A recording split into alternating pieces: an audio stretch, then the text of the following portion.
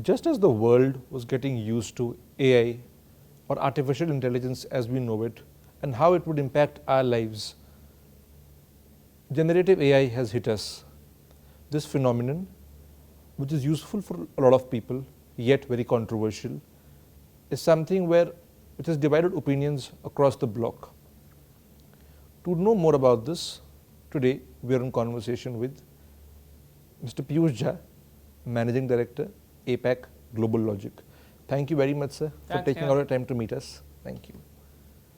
You know, before we get into what is generative AI and how it will impact lives, could you explain for a layman as to what it means?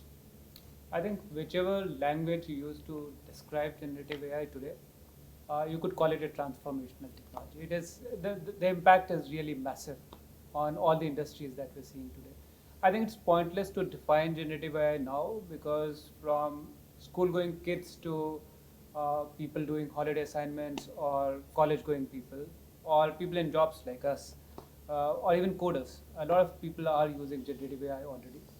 And it has become commonplace, I would think. I think earlier, if Google used to produce search results sitting on top of a massive database, today, you have bots that are doing artificial conversation. You would not know whether the guy that you spoke to when you were returning your Amazon order today morning was a human or a bot. Sure. So, just carrying on from what you said earlier, when be it a child doing his holiday homework or an employee making a presentation at work, they would brainstorm amongst each other and then decide the best course of action. Today, they just type some prompts on a certain app or a website and they get what they desire. Don't you think generative AI is hindering creativity and restricting our brain's growth and performance in the long run? I think this is what I've been telling my kids for the last couple of months. You could use generative AI to type out your holiday homework. You could also use generative AI to research for the best questions that you might be asked in the exam tomorrow, and research upon them and get the right answers. I think with technologies like these, and we have been seeing this for like 20 years now, with each step of evolution in the technology, uh, the power is getting vested more and more in human hands in terms of technology, and you could use for good and for bad. I think if there are coders who don't want to code and are starting their careers with getting automated scripts written out of Gen AI, they possibly are disrupting upon themselves. They're not getting creative enough and will possibly lose jobs tomorrow.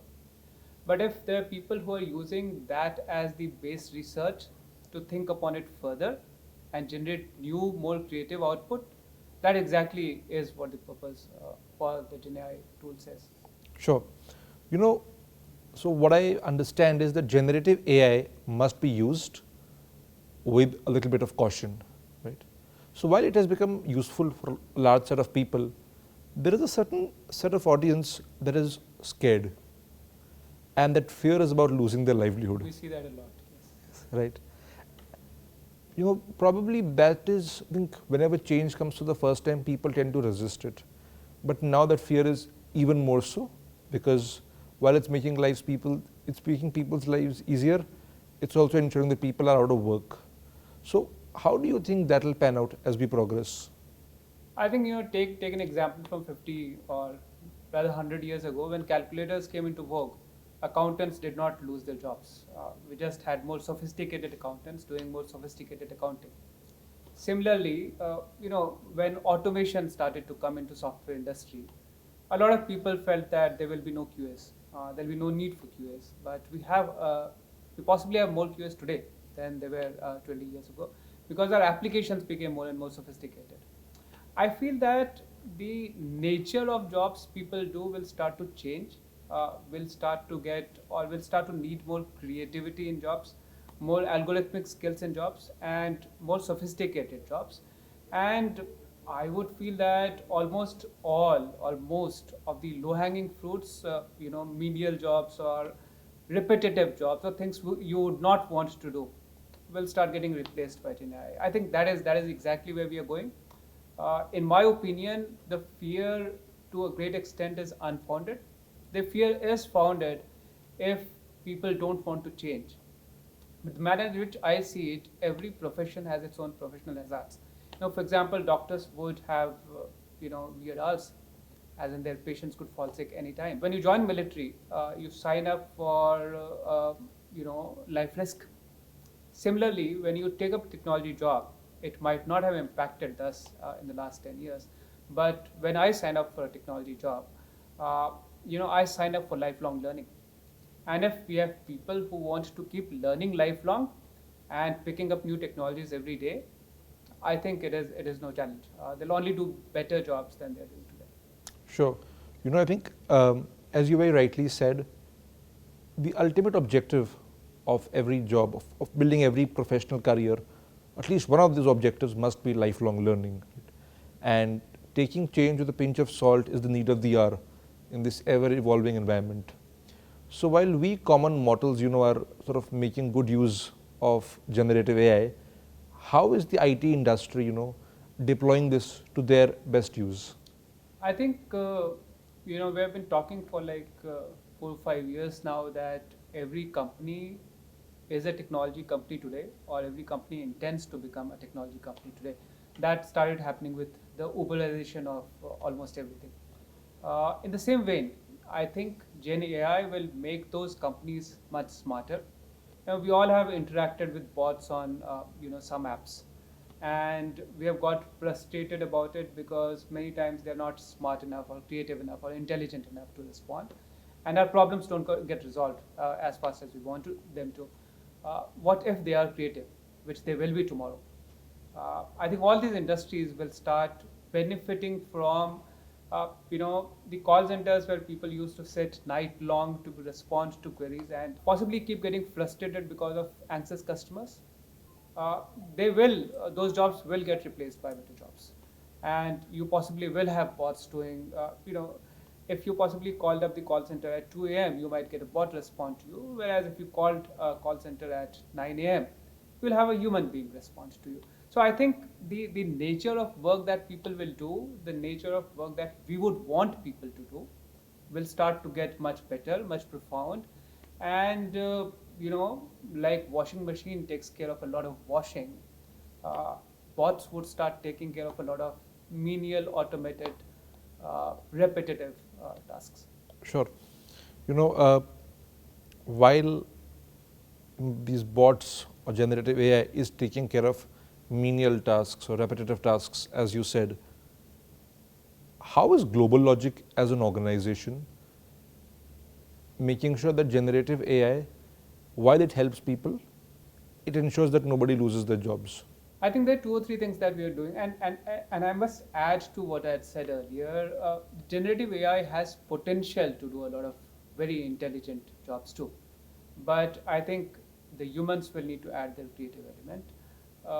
Global Logic has been working in OpenAI and Gen AI technologies since 2021, to the extent that many times I'm suspicious that some of the blogs that my guys are writing, are they writing them, or are they generating Or is them it a on result of ChatGPT? ChatGPT? Yeah, ChatGPT today, but OpenAI technologies yesterday. Sure. So I think a lot of them have been getting a lot of content from that, and working on top of that. Today we are working on 8 to 10 customer projects where we are using Gen AI to make applications better and smarter. We are also using, or we have started to experiment that to use that in a co-pilot mode where we envisage developers will gain 30% productivity using the Gen AI technologies.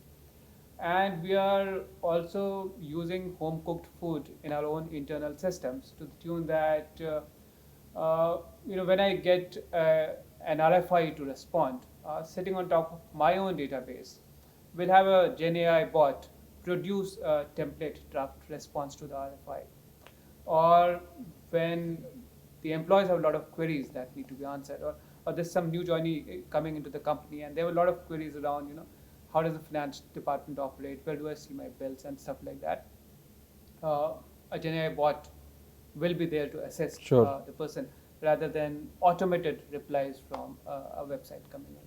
whenever I would go to a shop, right, to buy a pair of clothes for me, even till today, even in this era of e-commerce, I would still want a salesman to be answering my queries. But that's me. That's my personal preference, right? A lot of people love it when they're on the app, they put something in their cart and they're sorted. Do you think in the long run, generative AI can replace human touch? If not replace, get very close to human touch? I think there's no doubt about the fact that bots or Gen AI tools or something like that will become first-class citizens. In some of our programs, we do have synthetic employees doing a lot of jobs. So they will become first-class citizens with their seat on tables around us. So I think that, come what may, that is going to happen.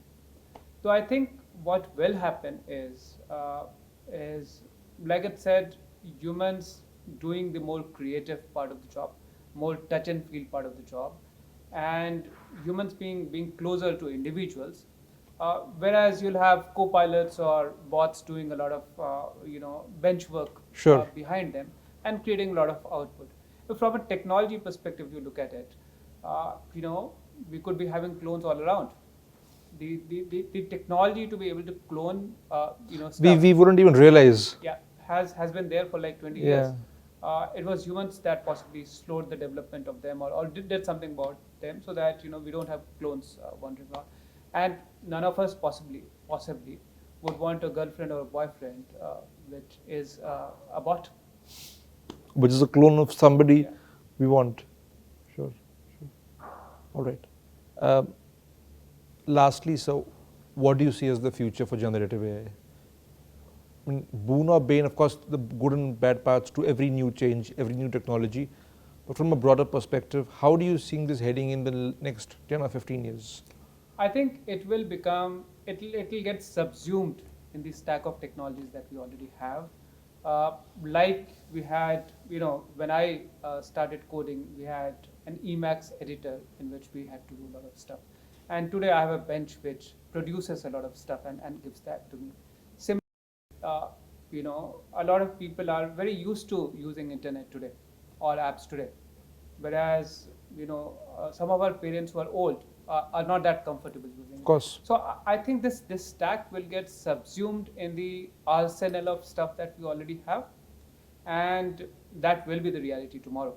There'll be a lot of stuff that will assume comes from bots or tools or some other device that is not a human, and it will just be normal for us. So I think it's just placing us on the embankment of massive growth. We'll possibly be doing much more things because there'll be more hours in the day. There'll be infinite number of hours in the day. So all of us will possibly be doing more things. Will be doing better things, and a lot of commonsensical stuff will get delegated. Sure. Even we sincerely hope that generative AI is able to boost productivity and people are more resistant towards change and take it with a pinch of salt. Thank you very much, Mr. Jha, for speaking with us. Absolute pleasure. Thanks, Nihal. It was great talking to you. Thank you.